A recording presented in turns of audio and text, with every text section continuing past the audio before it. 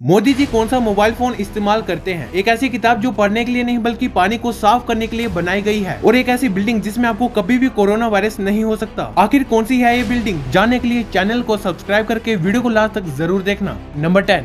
दोस्तों, वैसे तो दुनिया में बहुत सारी ऐसी मशीन्स बनाई गई हैं जो कि पानी को प्यूरिफाई करके इसे पीने लायक बनाती हैं, लेकिन आपको ये जानकर हैरानी होगी कि दुनिया में एक ऐसी किताब है जो कि पढ़ने के लिए नहीं बल्कि पानी को साफ करने के लिए बनाई गई है। साल 2015 के अमेरिकन रिसर्चर्स ग्रुप ने एक ऐसी किताब को बनाकर तैयार किया है जो कि गंदे पानी को साफ करके उसे पीने लायक बना देती है। इस किताब को ड्रिंकेबल बुक के नाम से जाना जाता है। इस किताब में सिल्वर नैनो पार्टिकल्स होते हैं जो कि पानी में मौजूद बैक्टीरिया को मारने का काम करते हैं। इस किताब का सिर्फ एक पेज ही 1000 लीटर तक के पानी को साफ कर सकता है। इसकी कीमत $50 है, यानी कि इंडियन करेंसी में 4500 रुपए। नंबर 9।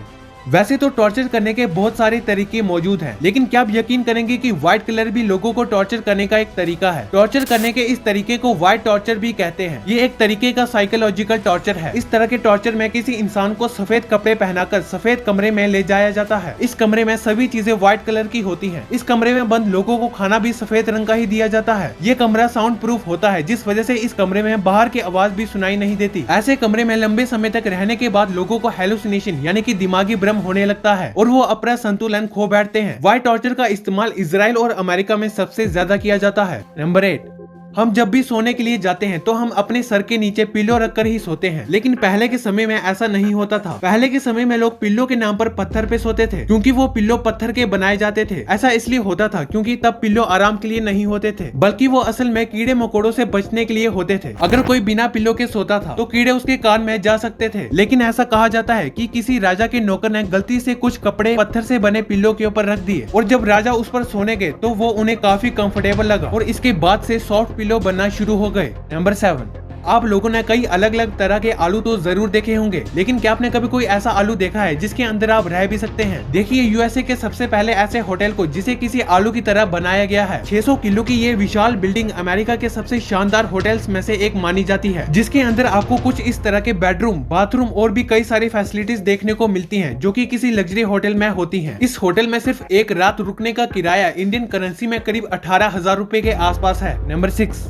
अगर मैं आपसे कहूं कि आप जितने भी साल जीना चाहते हैं ये आप खुद डिसाइड कर सकते हैं तो आप यकीन करेंगे, लेकिन दुनिया में एक ऐसा इंसान है जो कि ऐसा करना चाहता है। मिलिए अमेरिका के रहने वाले बिजनेसमैन डेव एस्प्रेस है, जो कि 180 सालों तक जीना चाहते हैं। इतनी लंबी उम्र तक जीने के लिए इन्होंने 87 लाख रुपए खर्च किए हैं। इन्होंने अपनी एक सर्जरी करवाई है जिसमें इनके स्टेम सेल्स को इनकी बॉडी में दोबारा से इंजेक्ट किया गया है। इस अजीब से ऑपरेशन को करने के पीछे की वजह यह है कि समय के साथ साथ ये स्टेम सेल्स बूढ़े होने लगते हैं, और एक समय ऐसा भी आता है जब ये स्टेम सेल्स काम करना बंद कर देते हैं, जिससे उस आदमी की मौत हो जाती है। इसलिए डेव एस्प्रे ने अपनी मौत से पहले इन स्टेम सेल्स को अपनी बॉडी में इंजेक्ट करवाया है ताकि आने वाले सालों में वो फिर से जवान रहें। नंबर 5। अमेरिका के फ्लोरिडा में एक ऐसी बिल्डिंग बनाई जा रही है जो कोरोना प्रूफ होने वाली है, यानी कि इस बिल्डिंग में कोरोना वायरस के साथ साथ किसी भी तरह के खतरनाक वायरस और बैक्टीरिया सर्वाइव नहीं कर पाएंगे। वायरस और बैक्टीरिया को मारने के लिए यहाँ एडवांस्ड रोबोट लगाए जाएंगे जो कि इन बैक्टीरिया और वायरस के डेवलप होने से पहले ही उन्हें डिटेक्ट करके खत्म कर देंगे, और बिल्डिंग में रहने वाले लोग कोरोना वायरस जैसी बीमारियों से दूर रहेंगे। 55 मंजिल की इस बिल्डिंग में हॉस्पिटल और सुपरमार्केट जैसी सारी फैसिलिटीज दी जाएंगी ताकि किसी भी काम के लिए किसी को बिल्डिंग के बाहर ना जाना पड़े।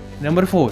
जैसे आप बिना पैरों के फुटबॉल नहीं खेल सकते हो, उसी तरह आप बिना हाथों के टाइपराइटर भी नहीं चला सकते हो। लेकिन आपको ये जानकर यकीन नहीं होगा कि पहले के समय में बिना हाथों वाले लोग भी टाइपराइटर पर काम करते थे। सुनने में आपको ये अजीब जरूर लग रहा होगा, लेकिन ये सच है। पहले के समय में एक ऐसा टाइपराइटर बनाकर तैयार किया गया था जिसे सर की मदद से चलाया जाता था। इस टाइपराइटर को 1968 में बनाया गया था। इस टाइपराइटर को चलाने वाले इंसान को अपने सर पर एक टॉर्च पहननी पड़ती थी, और फिर जो भी वर्ड टाइप करना होता था उस वर्ड के लेटर पर लाइट को फोकस करना होता था, और आगे का काम ये टाइपराइटर खुद ही करता था। उस जमाने के हिसाब से ये टाइपराइटर बहुत बड़ा इन्वेंशन था, लेकिन आज के जमाने में भी ये टाइपराइटर मौजूद नहीं है। नंबर 3।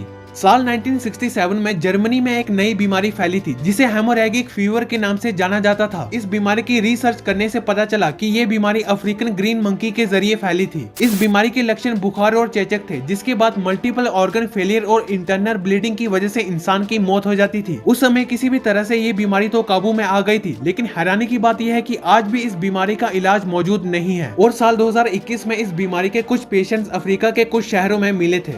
नंबर 2।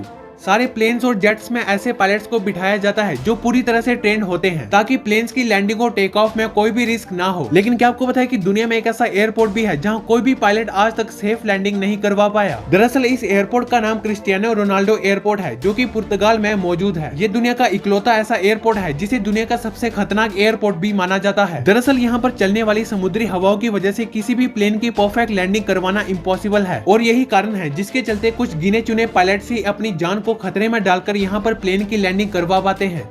नंबर 1। दोस्तों, क्या आपके दिमाग में कभी ये बात आई है कि आखिर हमारे देश के प्रधानमंत्री कौन सा मोबाइल फोन इस्तेमाल करते होंगे? वैसे तो हमारे देश के प्रधानमंत्री को ज्यादातर आईफोन के साथ सेल्फी लेते हुए दिखाया जाता है जो कि सिर्फ किसी इवेंट में सेल्फी लेने के लिए इस्तेमाल होता है। प्रधानमंत्री जो रेगुलर बेसिस पर फोन इस्तेमाल करते हैं उन्हें RAX फोन के नाम से जाना जाता है जिसका मतलब रेस्ट्रिक्टेड एरिया एक्सचेंज फोन होता है। ये एक सैटेलाइट फोन होता है जिसमें कोई भी सिम कार्ड नहीं लगता है। यहाँ तक कि इस फोन को कोई भी हैकर हैक नहीं कर सकता। प्रधानमंत्री के फोन पर नजर रखने के लिए एक पूरी टीम होती है जो कि इस बात का ध्यान रखती है कि प्रधानमंत्री के फोन से कोई भी डाटा बाहर लीक ना हो।